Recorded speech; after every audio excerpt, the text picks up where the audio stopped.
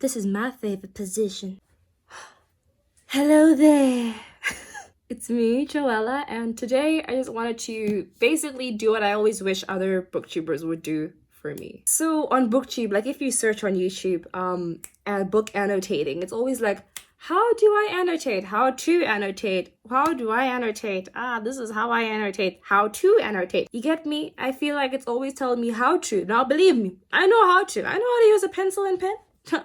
Have you seen me in class? But what I never really see is like annotate with me kind of videos. You get me? Sometimes when I have a book, like, you know, about booktube has been talking about for a while, for example, like the book Turtles All the Way Down. Actually, that's a great example. Okay, I'm back. So as you can see, I tabbed my copy of it quite a bit and I wrote in it like no other. And this was one of the first few books that I ever annotated. And what I wished during the time when I read this is like, what, 2017? I was thinking, why doesn't anyone annotate with like the viewers, with like, you get me? I was thinking while watching videos about like the reviews, like talking about the book, I was thinking, well, what was your favorite part? And they would say, oh, their favorite part was this scene. So I'm like, but then what else? And they were like, what else is there? Gasp, gasp, gasp, gasp. If you got that reference, you're a real one. I always want to know what you annotated, like tell me what page so I can also, you know, do something on my copy of my book. I don't know, like, annotate with me, annotate with me. I'm here, I am a booktuber, I'm a booktube watcher. Let's show me what you were annotating. But I guess there's like copyright issues, like if you like show the page of the book, I think, I don't know, I'm not sure. But I always feel like it would be fun to annotate with other people, or at least share my annotations, you get me? So that's what I'm gonna do today, but not for this book as much as I'd love to do it for this book. You know, if you want to, let me know, babes, let me know. Today we'll be doing it on Warbreaker. This is gonna be a series on my channel where I guess each month, maybe once a month or something, I bring out a book that I annotated recently or in the past, and then just go through the annotations of that book and just do it in a conversational kind of way. I don't want it to be like this page, this page, this page, this page, this page. You know what I mean? I want it to be relaxed. I want it to be fun. Also, these tabs don't cover every single one of my annotations. Some of them are like in between pages and don't have a tab. So we're just gonna go through them. And I haven't gone through this book in I think a really long time. So this will be like fun for me. And then we can like reflect on the book together. And if you've recently read it, it's kind of like a review because I love this book. So yeah, let's do this. So the first page that I did anything really was on the map page. And I put the name of the city. I still can't say this. I think it's Talir, that's what I called it, Talir. And then I just colored each spot, the different courts, the houses, the marketplace, all of it.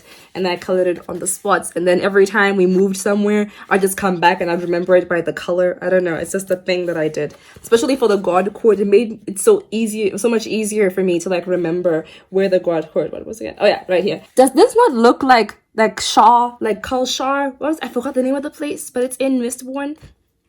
Oh, the prologue. Was anybody else just like, I thought Vasher was gonna be... Oh, by the way, everything in this video will be spoilers for the book Warbreaker, so I wouldn't stay along if you haven't read the book. It's just, you're not helping yourself, love. Go read it. Thank me later. The prologue, guys, like, Vasher, I won't lie, I thought he was some bad guy. I was like, oh, man's is gonna kill everyone. I guess I was low-key wrong. I'd never judge a book by its cover or a character by their Sanderson. I don't know. Okay, the first bit of annotating that I can find quickly is on chapter 9, where I was getting sick of Vivenna. Like, I literally wrote, like, oh my gosh, I don't like her. I'm really, really hating her POV. She's annoying. Boo! I was not for Vivenna at this point. I was like, I'm already sick of her and we haven't even gotten through any of the book. I was like, go home, Winna. I was like, no, like this girl has to go away. I was sick of her. I was like, nah, Vivenna is cancelled. I think it was because Vivenna was all like, oh, I'm gonna go to the city because my sister's going and I'm gonna find my purpose or whatever. I just got annoyed by her. Like, I barely remember what happened there, but I was just like, oh, Vivenna, please relax, boo-boo. Here on this page, when we see Light Song again, and what I said on the side on this page was his POV is so nice, philosophical. I even wrote Aish because I knew I wouldn't be able to say it right. Dang it! There's a line that he says on this page. Where is it? Did no one understand that a man could be both likable and useless. Not every quick-tongued fool was a hero in disguise. Oh! Sickening! I even like put like, I like this, like right here, I like this line. I was like, preach. And then just at the bottom of that page, I've next to this little part where there's a little conversation with Lightsong and Larimar. Here, I'm gonna do the voices. You can't go mad, Larimar said softly. It's impossible. This is Lightsong. Sure I can. I just have to concentrate long enough. You see, the great thing about madness is that it's all in your head. Lightsong dropping bars. Alright, so this is chapter 15. This is where I believe she's meeting the king for the first time. Let me just reflect. Okay, this is chapter 15. This is way after we had that very awkward encounter with Ciri and the king. If you remember when she was on her knees and she just like stood, like sat there on the floor like all night. Was I the only one who was surprised? Like I thought he would ravish her, but you know. That's not our Soosborn, guys. That's not our Soosborn. Anyway, chapter 15. This is where Ciri was like in front of all the other god people and they're on this like podium, I remember.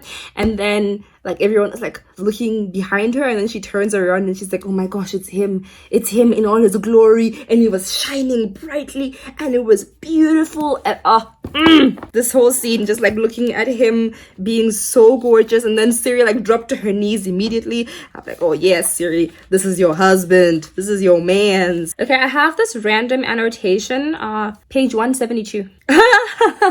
This is where one of the priests, I think this is the one that betrayed them, Trelides. This is what he said. He was basically asking like, what's going on with you and Friendsling? Are you guys doing the things? Wink, wink, wink. Birds and the bees. Then she just says, we're working on that. Shook. Like I literally just put this here with like no comments because I was like, oh yeah, we know what you're talking about. We know. I just remembered how they used to call Ciri the vessel. Like here he's like Trelides, he's like, with all due respect, vessel. She's just a vessel to make babies. Oh wow.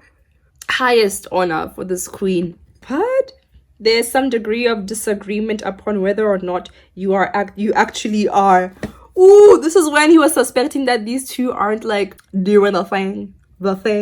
The devil's tango. That's what we're gonna call it, the devil's tango each time, and it has to be with a deep voice. One more time. The devil's tango. Think about that when you see these pages. Okay, on page 189, this is where Ciri realizes that the priests are like listening in to hear like if these two, the king and Ciri, are, you know, doing the devil's tango. I think this is where she like jumps on the bed and makes noises like I can see this. It's so funny. If you remember EZA, it's kind of like that, but then on her own, and then like the God King was just like, he was shook the whole time.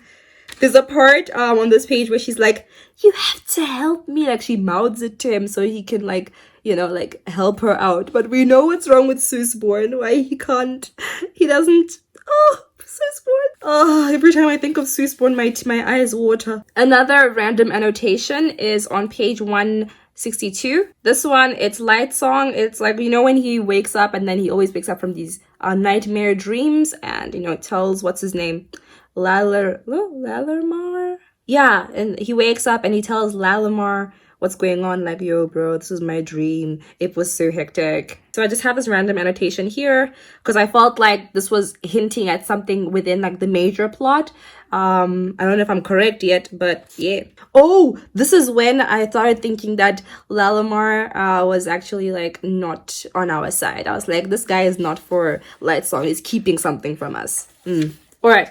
This is where things are clicking for me because on page 194, okay, so Lightsong and Lalamar are like arguing again, like they always do. And then Lightsong makes a comment like, haha, you know me better than that. And then Lalamar says this, he's like, I do, your grace. I know you better perhaps than you think I do. You've always been one of the best men I have known. Best men I underlined best men I have known, and then I underlined it again when it came up in Lightsong's thoughts, like best man I have known. And then Lightsong was like, you knew me? And I was like, oh my gosh. Oh, the tea's about to be spilled. He knows you. He knows your past before you were a god king. Oh my god. Oh wait, not a god king. Before you were a god. Oh, this whole thing is like, oh, I was feeling so much. I was like, oh my gosh, this is a hectic. And then on the following page, I literally wrote this on the following page. I wrote, this book has too many mysteries and truths. Like literally right here. That's what I wrote. And I was, a girl was thinking she could see the future. Ha ha ha ha ha. So the next chapter, it's by Venner again, and she's still with Denth and Tonkfa and that other chick. They're still around, still being deceived by the enemy. I never trusted those guys for a second. I was like, these guys are way too there. Why are they conveniently here to help her? All of a sudden, it just didn't sit well with me from the beginning. So on page 208, chapter 20, it's Ciri and the God King chapter again. I really enjoyed their chapters because I just wanted to understand the mystery in their plot line. In the beginning of chapter 20, I wrote here, I hope like he says or at least does something. Come on. Oops, I dropped one of my annotations. Oh my gosh. Okay, I dropped this annotation because this was a song that I really liked during the time I read this book. It's by John Legend. It's called Love Me Now. It's such a good song. Love me now. So on page 209, basically she's talking to Bluefingers, and Bluefingers is like, oh, Vessel, like, have you made, I hear that you guys are making progress. Like literally he's hearing in, and she's like, yeah, we're making progress. Yeah, I'm just like being the baby maker that I am. It's cool. Okay, this is where Bluefingers was like, oh no, the danger was you actually doing what you're meant to be doing, which is being a baby maker. And then she's like, okay, what is going on? And that's when I started getting a bit suspicious. I think that's why I put the note next to this chapter. And then continuing in this chapter, page 212. Okay, so this page, I think this is the first time that the God King, Susborn, like stood up and like was actually approaching her for the first time in her weeks in the palace. And now she was like panicking. She was like, oh my gosh, like what's he gonna do? So I put like a tab right there because I was shook too. I was like, oh my gosh, what's happening? Oh my gosh. And then page 213 is when he like shows her that he doesn't have a tongue, dude. I was so sad. Like I actually wrote, aww, like right here. I was just so touched, and and then he acted a bit shy because he was embarrassed about it, and he just wanted her to read the stories to him. Oh my gosh. Oh, and then she makes him feel better. She's like, I'm not disgusted. Oh, she's just realized why it must have been, like, how it must have been for him this whole time, not having a tongue. Oh, gosh. Oh, my gosh. And then page 214, I can't. Oh, my gosh. Oh. So here, Ciri was like, oh, you can't read. And then she was like, oh my gosh, this is the secret. This is what the priests have been keeping from me. Oh my gosh. She was making the connection that he's basically just a figurehead and doesn't actually do anything. And the priests are like the ones governing everything. And oh, ooh, they took your tongue so you could never use your power. All so that they could control you. Oh, then it says, then she figures out that's why Bluefingers was scared. Oh my gosh, this is what's happening. All the mysteries. Then I wrote at the bottom, I was like, I'm so happy and psyched. I was so shook. I wrote like, why is it always the priests who are evil? He is like Tarzan to me. Oh, I don't know. When I thought about Susborn, I was just thinking, this is like Tarzan and Jane, like Jane teaching Tarzan how to read. Jane teaching Tarzan how to talk. Okay, well, but to write in this case. Okay, chapter 21. I made a random note about Vasher because this is when he came by the palace and was watching. And then I made this note here. I was like, I wrote over here. I don't think you can see what it says, but it basically says, is he the real threat? I think he may work with the priest later on in the book. Common cause, perhaps. That's what I wrote over here because I was just starting to... I thought about it. I was like, how does Vasher fit into all of this? And I was like, he must be doing something to have a Nightblood. Also, I didn't understand why he had Nightblood. I was like, why does he have a sword that talks and nobody else does? And then I was like, that seems like something familiar. I have this random little tab here for this is okay. So I have this random tab here on page 220 that says you cannot tempt the hearts of men who are pure, night blood. And here I wrote men are trash. I was like, hashtag men are trash. I don't know, I think I was going through a lot and I was just thinking, you know what, men are trash. Yes, you can tempt the hearts of men because nobody's pure. Ain't nobody faithful in these streets. Ooh, page 222. This is where I knew the tea has been spilt. Oh my god. The last sentence on chapter 21, where it's like, the priests of the iridescent tones, it appears, were hiding things from the rest of the kingdom and from their gods. And I was like, I knew it from the beginning. I was like, nah, these priests can't be trusted.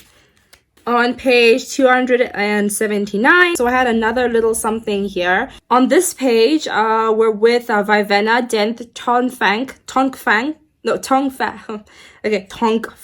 and Jules. That's the girl's name. And there's this discussion between Jules and Vivenna, and I thought it was such a serious conversation to have. Basically, two people having different privileges and just having different ways of seeing the world, and we just see how stubborn and clueless Vivenna really is, even though she was raised to be someone who, like, you know, well-informed and basically raised to become a queen. She ends up being something that embodies privilege and just stubbornness and stuck-up nature. And in this chapter, I felt like it was shown the most, and we really saw Vivenna for who she really is. And shockingly, after reading this, I appreciated Vivenna's character a bit more, because something about her honesty, about her beliefs, and her strong, her strong feelings towards her beliefs made me appreciate her more as a character, because something about a character actually having solid foundations and keeping up with those and not being easily changed, or at least learning from other people and then slowly applying it to themselves, I think is just really cool. Yeah, this whole, like, into page 280 and into 281, their conversation continues, and Vivenna is just, she's just going, and she's like, oh, I understand, blah, blah, blah, but you don't, sis, you don't. Ooh, then Jules hits it. She's like, you feel sorry for me because I'm a drab? Ooh. I felt that, sis. I felt that. Yeah, I actually, like, made, like, notes here. I was like, ooh, this is tense, like, tense. At the bottom, I wrote, like, this is a deep conversation, controversial. I probably spelled the word controversial wrong, but we're not going to look into that. Looks like for a good 100 pages or so, I wasn't really annotating, and I think those are those points with the book where I was starting to feel a bit, maybe not bored, but just a bit like it was getting a bit slower for a bit. But it's okay, we understand why, Sanderson. We appreciate your work nonetheless. On page 384, okay, all right, this is where Hoid is. I was really excited to find this, actually, because I haven't gone through this in a long time, and I knew Hoid is in Warbreaker and that he's in is this a spoiler? Okay, I can't say it, but he's in another Sanderson book, and it was so cool to see him pop up in that other book, and then now I'm looking back and I'm seeing him again. That this is cool. This is really cool. Okay, so on page 381, it looks like this is where Hoid is telling her that story, and I thought it was a really cool story. And then this page where I tapped is where Siri was like, oh, thank you for the story. Where did you learn it?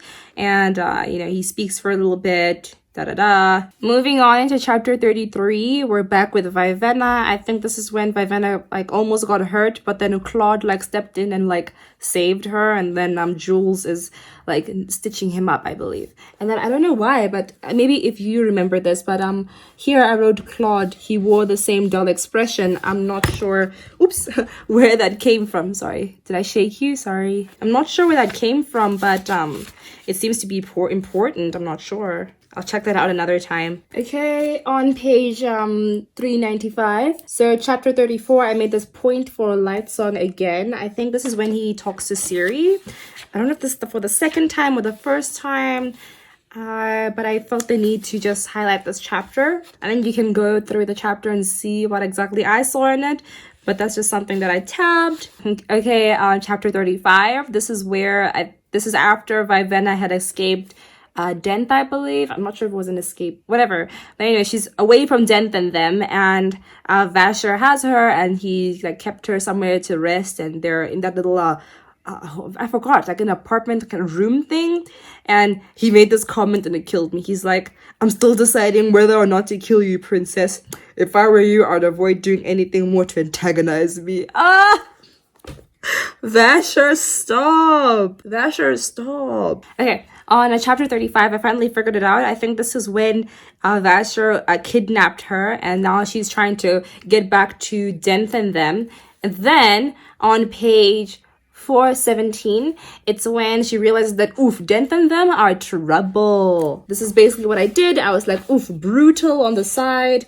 And yeah, basically, what was it? I think it was Tonk Fa who was being a bit rowdy and messy with her. I believe this is when things start getting revealed. Okay, I can't really remember this scene very well, but I remember that Vivenna somehow had the ability to do the breath magic, right?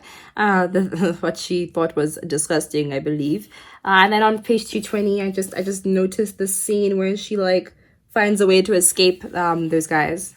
I tabbed chapter 36 because I was really happy to see Susborn and Ciri just forming this bond with each other, and I thought it was just so beautiful.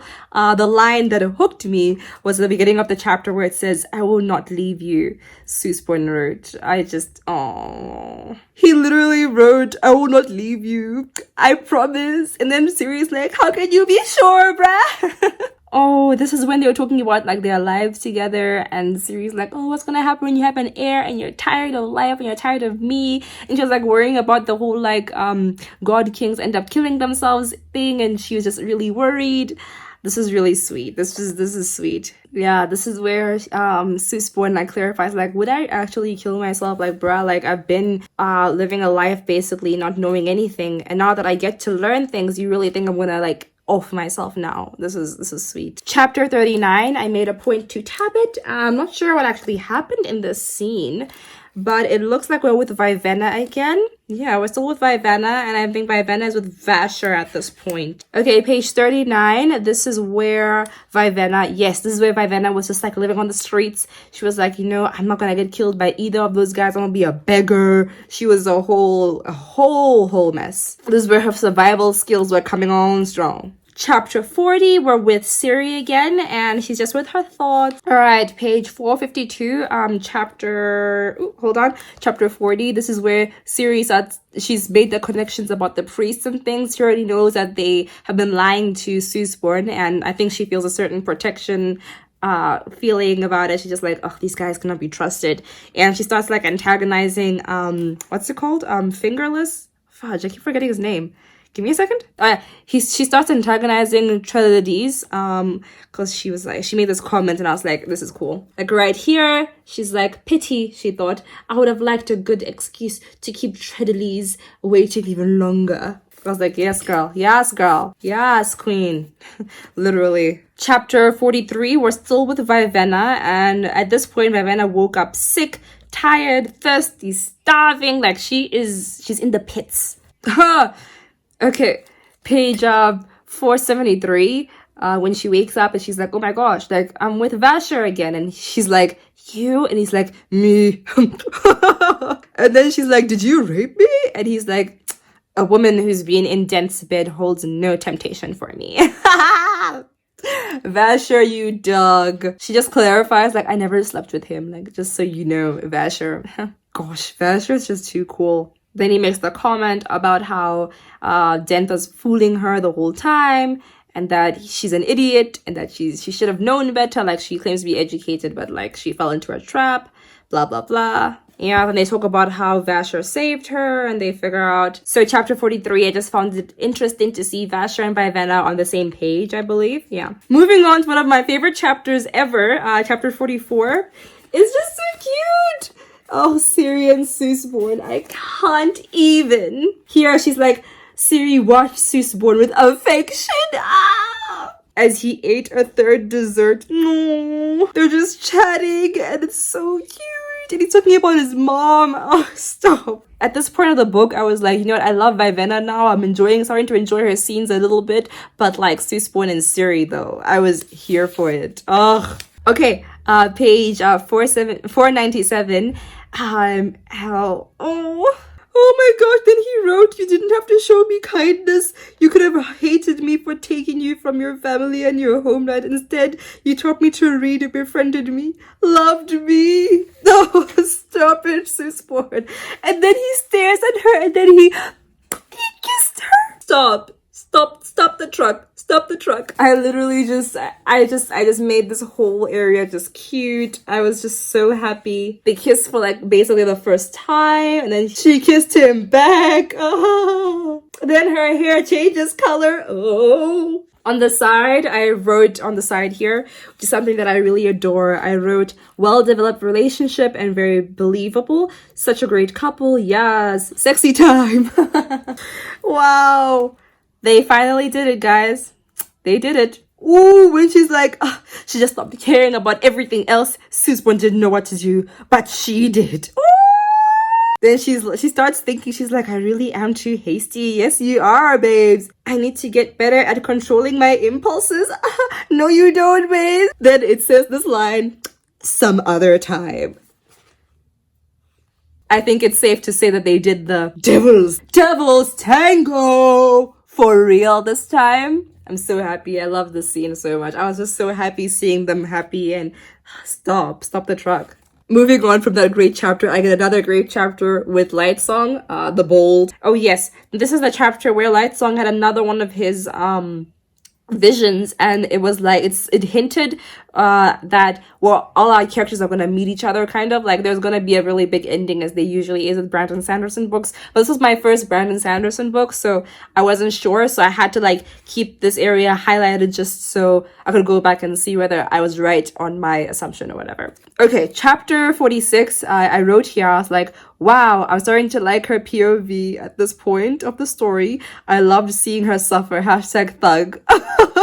No jokes, I wrote it right here because I did enjoy seeing Vivenna struggling. Something about her struggling made me happy. Masochist, sadist, call me whatever you want. Life goes on, babe. Chapter 48, I was just very happy to see Susfjord and Siri in love. It was just so cute. It says right here, the line that got me, Susfjord didn't leave in the mornings anymore. Ow! Okay, I can't sit on their scenes for too long because I get too emotional. Chapter 46, I wrote down here, lots of character development, especially for Vasher, because we did see a lot of development from him. And then I wrote here, I low-key shipped them, but it's still fine the way they are right now. I was shipping like a little bit Vasher and Vivenna, because I think their characters together make sense, but I wasn't 100% sure what or who Vasher is at the point. But I was still okay with them being like friends or partners in crime, like still open for that. But I really like the idea of them being together, because then I know that it won't be a thing of like instantly they're in love. It'll be developed slowly but surely. Another little part of this chapter, page 530. Okay, here is when it is revealed now, what's it called? This is where Vivenna really understands the depth of Denth's manipulation, because here it says, I wrote even a sign of manipulation where it says Denth always let her go along on his information gathering forays, and I was like, yeah, that's hectic. Like the word let was a big telling. Ooh, hectic. At the bottom I wrote Denth was manipulative, he let her do things, controlled her. Wow, I was shook. Page 539, this is where Vasher and Vivenna make that, they save that kid. I don't know, I just made a point saying mysterious on page 540. I'm not sure why. It's where he says he didn't answer. Come on, I attacked the ones who came running down when they heard screams, but more might return. I was just really enjoying Vasher and Vivenna. Their whole thing was really fun for me. Okay, chapter 50 with Blushweaver and Lightsong. I really loved them, and I know that they loved each other, and it was just really beautiful. I think this chapter was one of them talking again, and it was just really nice to see them chatting. Oh, so cute. Chapter 51, I made a point for this one. It's a little highlight over there, because this is where things started getting tense in the book. Okay, chapter 53. This is a section towards the end where we get the death scene for Blushweaver, and I couldn't at all. This is a point where I started crying in the book. It was a lot. It says here this is where Blushweaver got slit in the throat. This is the point where Blushweaver's throat got slit, just its blood gushing out, and Light Song was screaming, he was swearing, and it was too much. I wrote down here, I cried so hard. I cried so hard, frozen, shook, scared. I was terrified for my characters because I've created such a bond with them all this time, and seeing them just, it was shocking, especially Blushweaver. I really enjoyed her.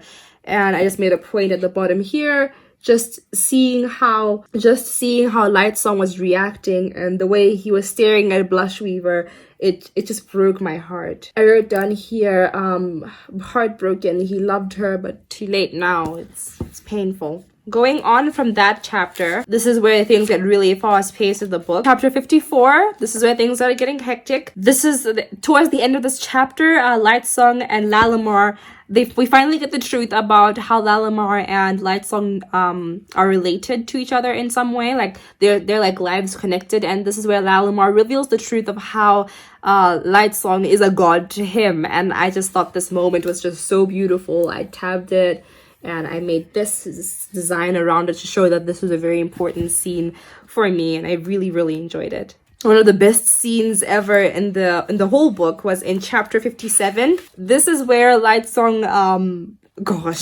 gives life to Soosborn right when I thought Soosborn was done for because of everything that happened, and the trying to escape, Soosborn and Ciri trying to escape, and then the priests turn on them. It was just a lot, and then seeing Soosborn almost die, it was too much for me. And then Light Song, this is where it happened.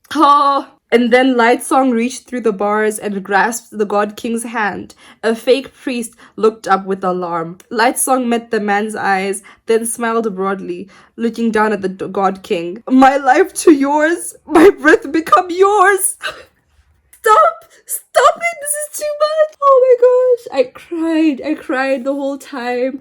I made a golden tab around it with my favorite gold marker because it was one of the best scenes, and it was something I didn't see coming. I was so caught up with all the sadness that I didn't realize the beauty of this scene.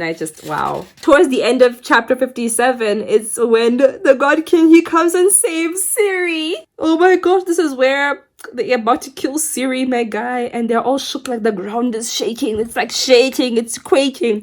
And then Soosborn comes, the bright light that he is shining off of him in 3D colors is too much. And like Soosborn, like he's like, yo, all this nonsense, delete his fetus to all these preachers. Oh, Soosborn is like, you will stop. And then everything stops. Then he comes to Ciri. Ciri's like shook. She's like, oh, she just grabs him. And then he lifts her and they go. I'm just like, stop. This is too much. The book is about to end. You're giving me too much love. Okay, yeah. Then the end of the book, Vivenna and Vasher, the epilogue. And that's where the book ends for me. I didn't tab anything after that. So I think I will definitely look back into this book now that I've gone through it since like the last time I read it. It's just really exciting to go through all of this. I'm definitely gonna go through this book again and probably reread it so I can tab up more scenes and make more, more intentional annotations. I hope you had fun with me. This was a lot of fun for me to film. I hope I edit this well. Yeah, thank you for spending time with me. I hope you enjoyed. I hope you got something out of this. And just let me know if this is something I should continue on this channel. Reading up my annotations to you, like I said, I haven't gone through this book in like so long. So I didn't have like every single memory. But I just want to share what I annotated the first time around. And yeah, thank you for watching. I hope you have a wonderful night. A good time annotating your book with me. Yeah, okay. Chat with me in the comments so we can like discuss. Like, should we do this as a usual thing for the Cosmere or not? Like, talk to me in the comments. We'll chat there. I'll see you again soon, and bye.